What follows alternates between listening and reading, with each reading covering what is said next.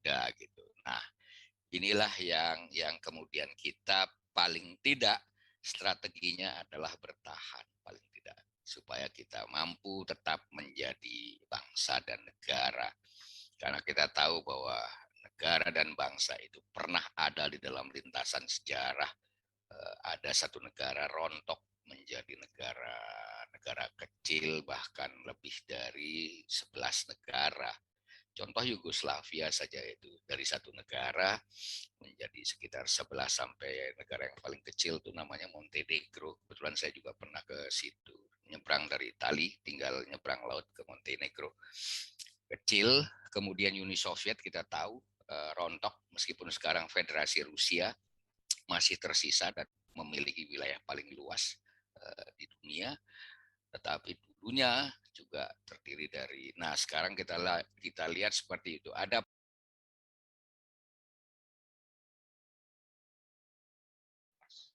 sudah menerapkan nilai-nilai akuntabilitas. Bapak konsisten ya, dalam bekerja, ya, rajin, tepat waktu, konsisten. Kata Bapak, artinya Bapak sudah melakukan nilai-nilai akuntabilitas. Ini kira-kira Bapak Ibu. Mungkin ada yang perlu kita sharing atau pendapat lain, silakan tentang akuntabilitas ini.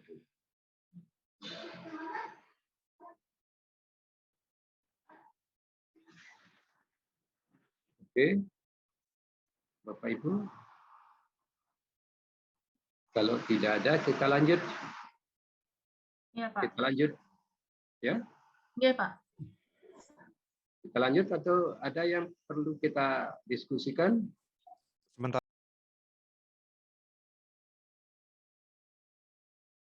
PNS dalam NKRI, habituasi dan orientasi. Lalu ada nanti penguatan kompetensi bidang tugas itu secara administratif dan substantif ya teman-teman di instansinya masing-masing. Kalau guru ya nanti dengan mentornya dan sebagainya. Nah lalu terkait dengan kompetensi teman-teman di agenda 2 diharapkan mengaktualisasikan. Nih kalau aktualisasi ini apa ya Pak siapa ya Pak? Mana tadi Sekdanjak? Pak Andal Prabakti. Andal ini saudaranya Amdal bukan sih? Pak Andal, silakan. Pak Andal, iya. Ya, Bu. Pak Andal guru apa Pak? Guru TIK. Wah, guru TIK. Ini kalau saya malu nih kalau punya PowerPoint jelek nih. Oh, guru TIK mah gitu ya. Oke. Jadi terkait aktualisasi.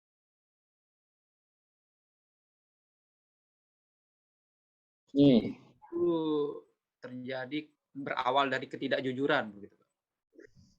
Iya. Terus apa lagi? Korupsi itu penyalah. Sebut namanya ya supaya nanti ada, supaya hostnya juga menilai kan, masuk dalam penilaian. Ya, Pak, nama saya Budi Priyo Santosa Pak, begitu. Apa yang Anda ketahui tentang korupsi? Gitu. Korupsi itu berawal dari ketidakjujuran kita, begitu. Kemudian korupsi ini salah satunya terkait dengan penyalahgunaan wewenang, begitu. Ya, terus? Kemudian korupsi ini bisa terkait suap menyuap, begitu Pak. Itu yang saya pahami. Bisa saya tambahkan Pak? Ya, silakan. Menurut saya, sepemahaman saya, korupsi itu adalah penyalahgunaan wewenang, penyalahgunaan kekuasaan.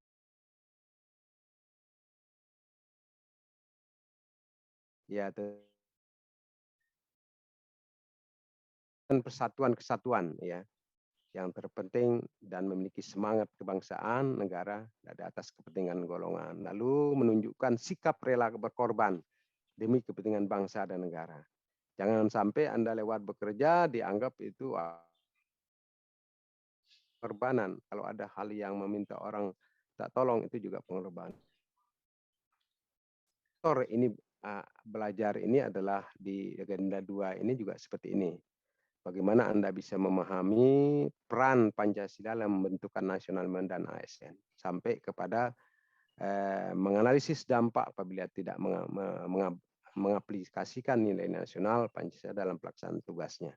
Karena memahami tugas fungsi dari ASN itu dianggap sebagai pemersatu bangsa. Tetapi kalau di antara 5 aneka itu ada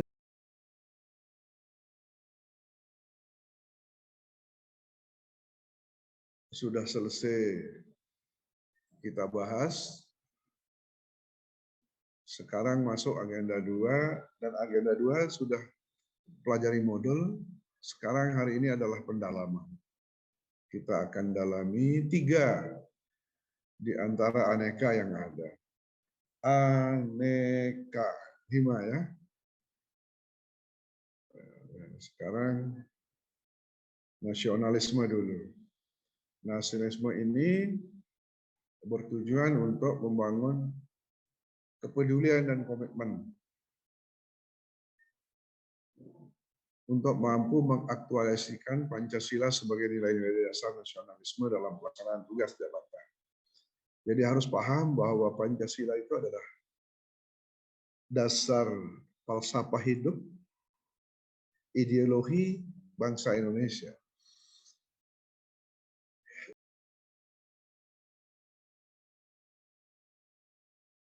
Mati pun tidak ada yang pernah tahu. Oleh karena itu, kita harus sadar bahwa bagaimanapun Anda sudah punya pilihan. Ya, dengan pilihan itu diharapkan kesadaran yang sangat ya untuk bisa melaksanakan tugas itu sehari-hari, sehingga komitmen itu nanti bisa Anda akan capai dengan basis kesadaran dari diri. Jangan sampai Anda melupakan apa yang sudah menjadi komitmen Anda di awal, ya, sehingga Anda akan melaksanakan tugas itu menjadi sangat berat sekali. Tetapi ketika Anda mencintai pekerjaan Anda, maka otomatis dalam kehidupan Anda sehari-hari, pekerjaan Anda itulah yang akan terpikirkan dan Anda berupaya untuk menjadi yang terbaik dari tugas itu. Saya rasa demikian.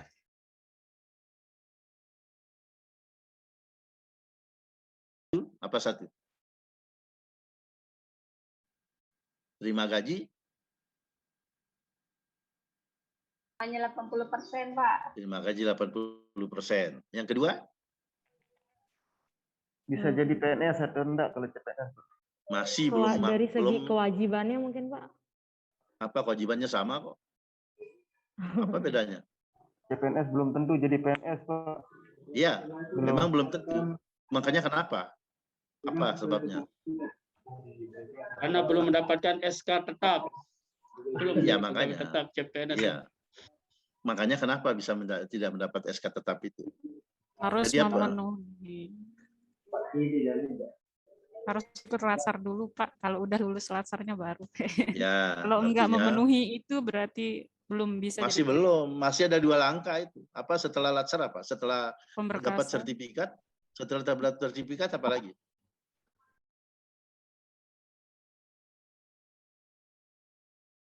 Melalui nilai-nilai tersebut dalam pelaksanaan tugas. Ya, tadi kan ada disebutkan nilai religius. Yang kedua adalah hormat menghormati. Yang ketiga kerjasama. Yang keempat tidak memaksakan kehendak dan seterusnya sampai yang terakhir adalah musyawarah. Nah, tolong sekarang secara bergiliran memberikan contoh nyata aktualisasi dari nilai-nilai nasionalisme tadi. Ya mungkin tidak harus 22 nilainya, bisa boleh diambil 2, 3 atau 1. Silahkan. Siapa ini? Oke, Mas Fulyanuri. Ya, silahkan. Baik, dari 22 indikator nasionalisme, terlebih lagi Tiang adalah seorang guru pendidik, tentu untuk aktualisasinya tidak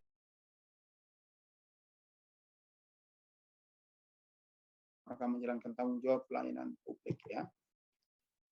Kemudian katanya pelayanan publik ini juga fokus utamanya ada 3 ya. Jadi yang pertama memberikan pelayanan yang relevan. Yang relevan itu apa? Ya, sesuai dengan bidang tugasnya. Ya. Adik-adik sebagai pendidik tentu memberikan pelayanan publik ya. Jadi tidak perlu seperti tadi, tidak perlu ada pelayanan di sini tidak hanya di loket ya atau di puskesmas atau di rumah sakit, tidak ya. Jadi pelayanan itu ada kategorinya, Dede ya. Ada pelayanan yang bersifat administratif.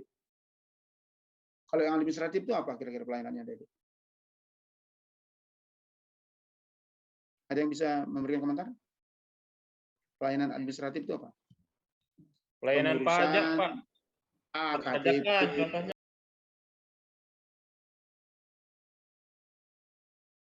Merupakan bagian dari kode etik, walaupun sebenarnya jadi beriringan dengan kode etik yang ada. Jadi penguatannya ada di situ, penguatannya dari kode etik. Jadi ketika melanggar dari kode etik, jadi anggap sudah melanggar dari etika publik. Nah seperti itu, ya. Oke. Ini saya pas lagi, silakan ditelaah. Modul juga sudah didapatkan di Kolabjar ya. Nah seperti itu. Jadi yang mana yang kira-kira nanti adik-adik bisa masih ragu atau masih ada yang perlu diklarifikasi, dalam sesi kelas inilah kita berdiskusi. Jadi sehingga bagaimana karakter itu benar-benar bisa adik-adik terima, benar masuk ke dalam sanubari adik-adik. Nah, kemudian ini komitmen mutu. Nah, di sini ada efektivitas, efisiensi, inovasi, dan kemudian berorientasi mutu tadi. Ya, nilai dasarnya apa? Ini dia.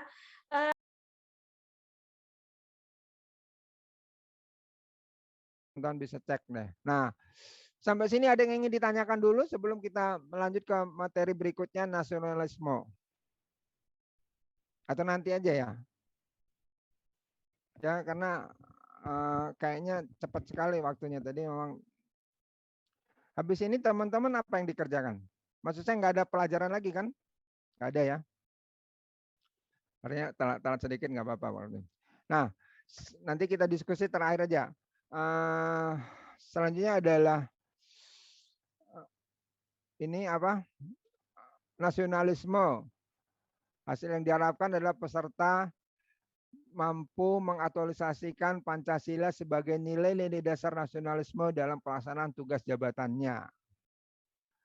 Jadi mata pelatihan ini memfasilitasi pembentukan nilai Pancasila dalam menumbuhkan nasionalisme ASN sebagai pelaksana kebijakan publik, pelayanan publik, dan sebagai perekat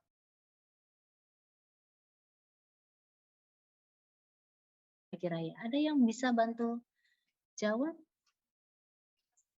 Yang raise hand silakan. Bu. Nur Hidayati, silakan. Silakan Nur Hidayati. Gangguan ya? Oke. Silakan.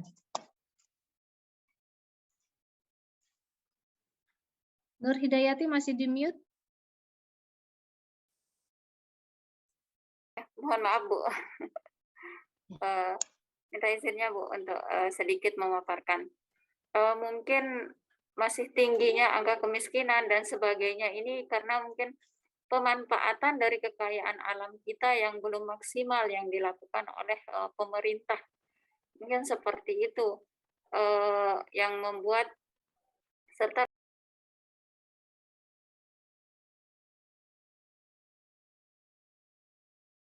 tapi itu menjadi apa namanya, menjadi contoh-contoh yang dapat kita ambil terkait dengan materi anti korupsi.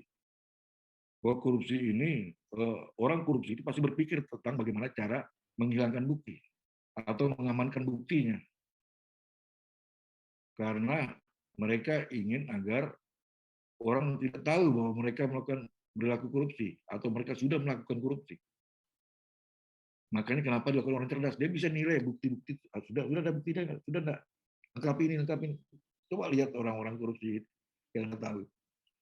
Kau tambah cari bukti ini untuk lengkap ilustrasinya. Ini lengkap. Tambah lagi diperparah oleh keadaan pada saat pemeriksa datang dia yang memeriksa juga mau korupsi juga untuk tidak menjumpai temuan-temuan. Padahal dia tahu itu sudah dianggap sesuai.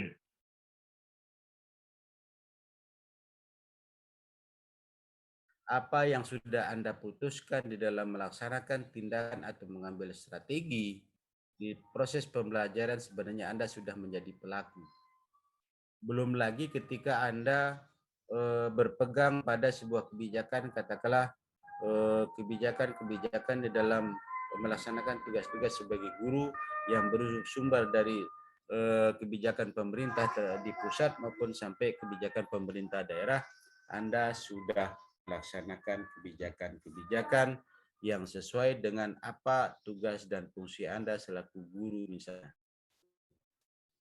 Dengan demikian, kebijakan-kebijakan yang ada merupakan sebuah kebijakan negara ini untuk menuju sebuah perbaikan, untuk menuju atau memperbaiki ketinggalan-ketinggalan yang ada, dan semuanya itu bertujuan untuk bagaimana bangsa ini bisa eksis ke depan.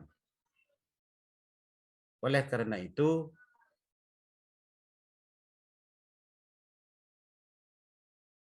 sistem yang terbentuk itu yang membuat seseorang itu harus melakukan korupsi. Contohnya, misalkan pengadaan barang dengan anggaran yang sebagainya sudah di markup, dan kita diharuskan untuk belanja di tempat yang sudah ditentukan dengan harga yang sudah di markup tadi. Itu apakah termasuk korupsi atau gimana? Sebenarnya kalau berbicara jujur ya memang termasuk itu kan ada markup ya. Biasanya dalam pengadaan fee-nya berapa persen, tapi memang itu yang terjadi di sekitar kita, tidak bisa kita pungkiri sebenarnya. Nah, untuk menghindari itu gimana Bu? Kalau menurut saya itulah perannya kita.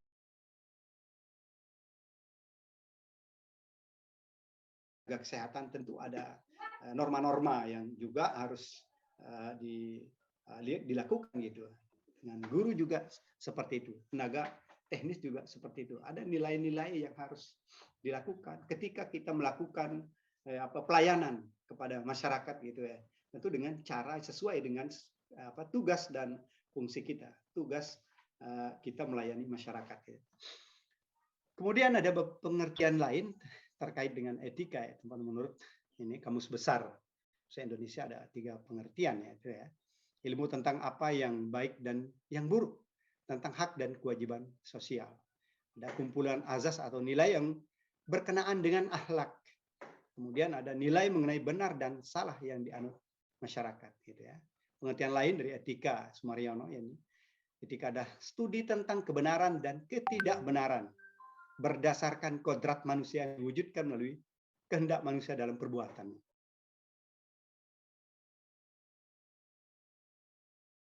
Ya, itu yang membedakan antara kebijakan publik. Kalau dari 100 masker dibagi untuk masyarakat, silakan bagi semua, 100 itu habis dan sesuai dengan peruntukannya, tidak salah sasaran. Tapi kalau misalkan yang dibagi 10, 90 tidak digunakan atau masuk untuk kepentingan itu tidak menjadi kebijakan.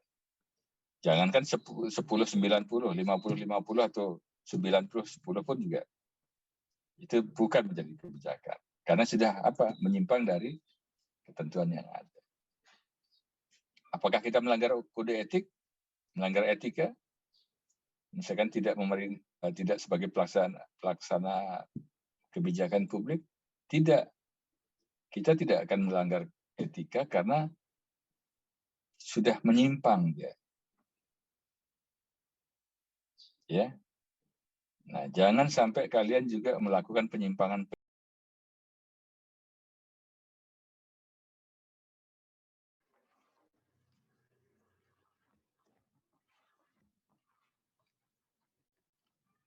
Ya, kita lanjutkan, Bapak.